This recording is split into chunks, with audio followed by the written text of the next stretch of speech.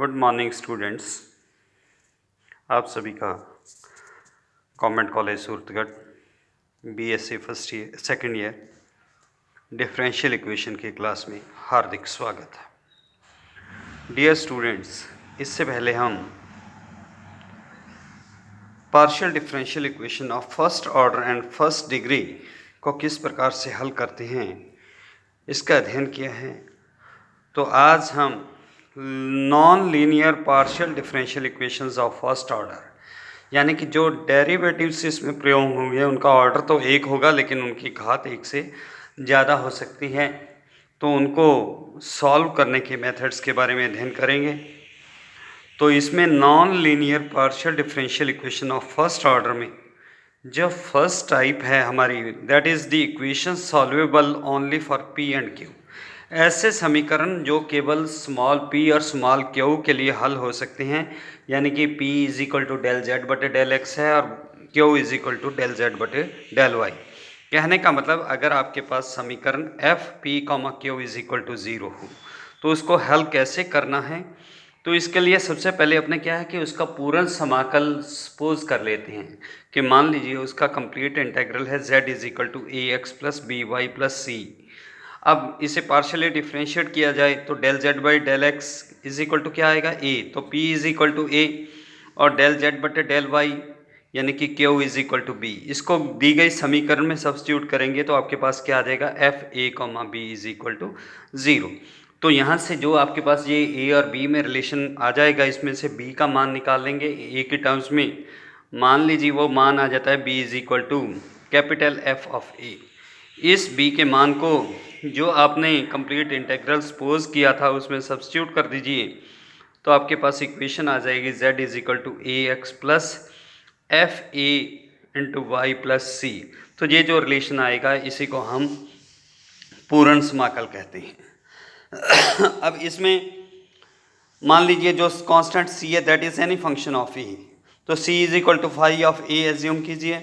इससे आप complete integral वाली इक्वेशन 4 में सभी सब्स्टिट्यूट कर दीजिए तो z इज इक्वल टू आपके पास आ जाएगा a x plus y into F of a plus phi of a. इसे पार्शियली डिफ्रेंशिएट कीजिए a के सापेक्ष, तो del Z by del a शून्य is equal to x plus y into F dash a plus phi dash a. तो ये जो समीकरण 5 और 6 है इन दोनों को सॉल्व करके इसमें से a को विलुप्त कर दीजिए तो बाकी जो रिलेशन आएगा उस रिलेशन को हम कहते हैं व्यापक समाकल या जनरल इंटेग्रल। तो इस प्रकार से जनरल इंटेग्रल हमारे पास इक्वेशन अगर F P comma Q is equal to 0 है तो वो प्राप्त किया जा सकता है।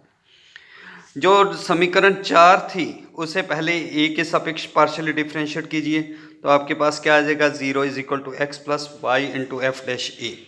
और दूसरा c के सापेक्ष डिफ्रेंशिएट कीजिए तो 0 इज इक्वल टू 1, तो 0 इज इक्वल टू 1 क्योंकि संभव नहीं है, ये इक्वेशन अप्रासंगिक है, इनएडमिसिबल है, तो इसलिए कभी भी आपके पास F P comma Q is equal to 0 type की अगर पार्शियल डिफरेंशियल इक्वेशन है तो उसका विचित्र हल प्राप्त नहीं किया जा सकता। मैं एक न्यूमेरिकल लेता हूँ कि मान लीजिए आपके पास क्वेश्चन है P square plus Q square is equal to M square. तो मैंने क्योंकि F P Q is equal to 0, P और क्यू के बिना कोई और टर्म नहीं है, एम कांस्टेंट है, तो मैंने एज्यूम किया है कि let z is equal to a x plus b y plus c complete समाकल है और del z by del x is equal to p is equal to क्या आ जाएगा a, b is equal to q, तो इसे दी गई समीकरण में सब्स्टिट्यूट कीजिए तो p square plus Q square is equal to M square की बजाय क्या हो जाएगा a square plus B square is equal to M square. तो b का मान क्या आ जाएगा रूट एम स्क्वायर माइनस ए स्क्वायर। तो ये जो b का मान है इसे कंप्लीट इंटेग्रल वाली इक्वेशन में सब्स्टिट्यूट कर दीजिए तो आपके पास क्या आ जाएगा z is equal to a x plus root m square minus A square into Y plus c. तो ये हमारा पूर्ण समाकल होगा। अगर इसमें हम c is equal to phi of a assume कर लें तो z इज इक्वल टू क्या बनेगा a x plus m square minus A square under the root into Y plus phi of a. समीकरण 3 को ए के सापेक्ष पार्शियली डिफ्रेंशिएट कीजिए तो del Z by del A 0 is equal to x plus 1/2√m² - a² और उसके बाद m² - a² का differentiation -2a into Y plus 5 - a। तो ये जो समीकरण बनी 0 = 2 से 2 कैंसिल, तो -a/√m² - a² y plus 5 - a। समीकरण 3 और 4 को हल करते हुए इसमें से a को विलुप्त कीजिए तो आपके पास जनरल इंटीग्रल आ जाएगा। कंप्लीट इंटीग्रल मैंने इक्वेशन 3 को बताया है, और क्योंकि ये इक्वेशन FP, Q = 0 के टाइम की है तो इसका विचित्र हल प्राप्त नहीं किया जा सकता। एक और क्वेश्चन देखिए, 5वां क्वेश्चन है हमारे एक्सरसाइज का कि सॉल्व P + Q = PQ। तो मान लीजिए क्योंकि इक्वेशन FP, Q = 0 के टाइप की है तो let Z = AX + BY + C is the complete integral. अब del Z by del X करेंगे तो वो क्या आएगा, A, और del Z with respect to del X को अपने क्या कहते हैं, P। तो P = A। पार्शियली डिफ्रेंशिएट कीजिए समीकरण A को विद रिस्पेक्ट टू Y, तो वहाँ से वैल्यू आ जाएगी Q की which is equal to B। तो इन दोनों इक्वेशंस को वैल्यूज़ को दी गई समीकरण में आप सब्स्टिट्यूट करते हैं तो क्या आता है, A + B = AB। AB को लेफ्ट हैंड साइड में शिफ्ट किया, A को राइट हैंड साइड में, तो B - AB = -A। तो B = क्या आ गया, -A/1 - A। तो माइनस कॉमन ले लीजिए तो आपके पास B की वैल्यू आ जाएगी A/A-1। अब इस वैल्यू को समीकरण 1 में सब्स्टिट्यूट कर दीजिए तो आपके पास क्या आ जाएगा, Z = AX + A/A-1 into Y + C। तो मान लीजिए C = φ(a) है तो अपने पास क्या आया, Z = AX + A/A-1 Y + φ(a).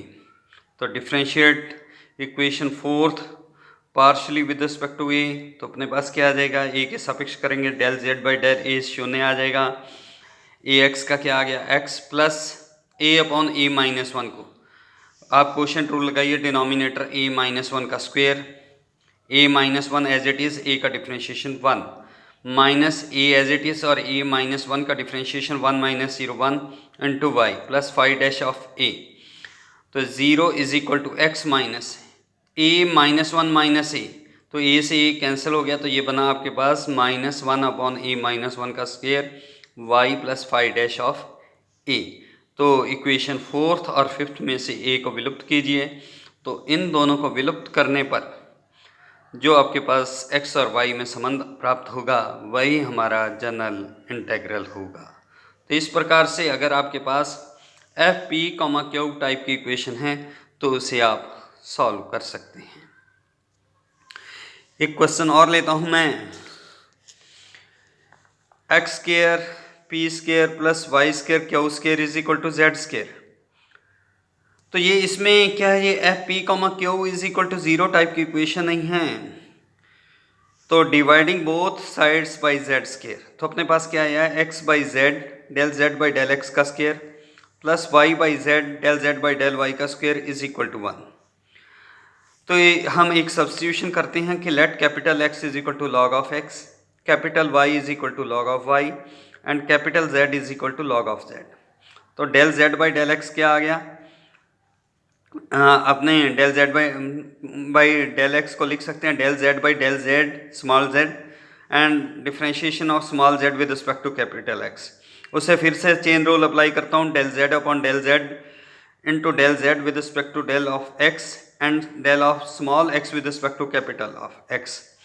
तो क्योंकि log x = कैपिटल X है तो यहाँ से अगर हम पार्शियली डिफ्रेंशिएट करें विद रिस्पेक्ट टू x तो आपके पास क्या बनता है, 1/x = del x/del X। इसी प्रकार से del y/स्मॉल del y = 1/y और partial differentiation of capital Z with respect to small z 1/z आ गया। तो इन तीनों वैल्यूज़ को मैंने ऊपर सब्स्टिट्यूट किया तो P = आ गया आपके पास x/z del Z by del X। P means partial differentiation of Z with respect to X। इसी प्रकार से Q का मान आपके पास आ गया y/z del Z/del Y। तो सेकंड और थर्ड को मैं समीकरण 1 में सब्स्टिट्यूट कर देता हूँ, तो अपने पास क्या बना, P² + Q² = 1। तो अगर इस वैल्यू को हम सब्स्टिट्यूट करते हैं तो इसका, क्योंकि ये F P comma Q is equal to 0 के टाइप में आ गई, तो मैंने एज्यूम किया let z is equal to A capital X, क्योंकि इस बार वेरिएबल कौन से हैं, कैपिटल एक्स कैपिटल वाई और dependent variable is capital z। तो z is equal to A capital X plus B capital Y plus C is the complete integral where A square plus B square is equal to 1 और B square is equal to 1 minus A square.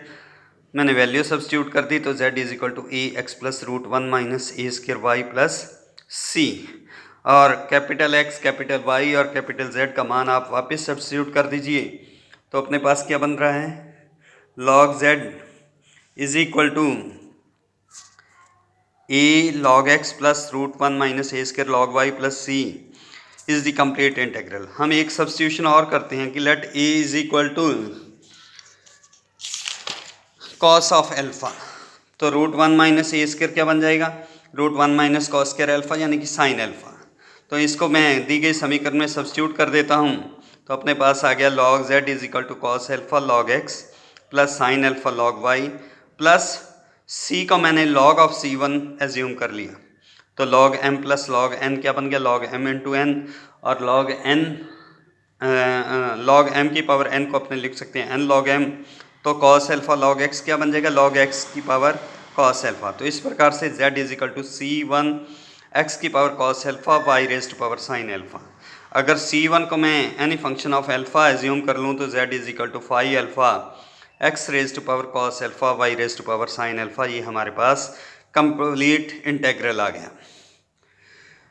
अब इसे partially differentiate कीजिए alpha के सापेक्ष, तो del z by del alpha कितना हो जाएगा, शून्य, फाई अल्फ़ा का phi dash alpha into x की power cos alpha into y की power sine alpha as it is.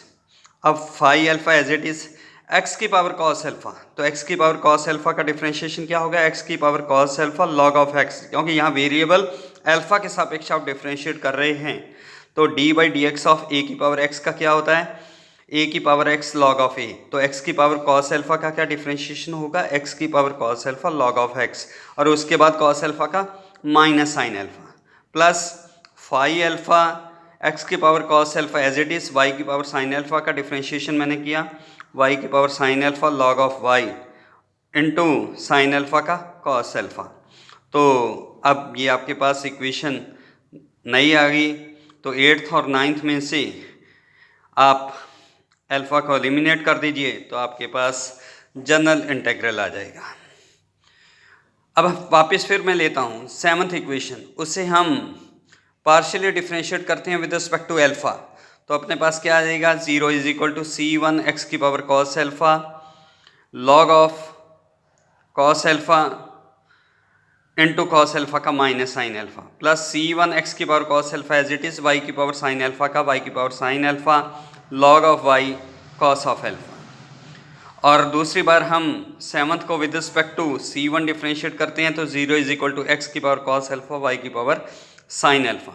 तो अब आपके पास जो इक्वेशन 7th है, 7th 10th और 11th, इन तीनों में से अल्फ़ा को एलिमिनेट कर दीजिए, तो तीनों में से अल्फ़ा को विलुप्त करने पर जो संबंध प्राप्त होगा उसे हम कहेंगे दी गई पार्शियल डिफरेंशियल इक्वेशन का सिंगुलर सॉल्यूशन। तो इस प्रकार से हम सिंगुलर सॉल्यूशंस प्राप्त कर सकते हैं। Thank you very much.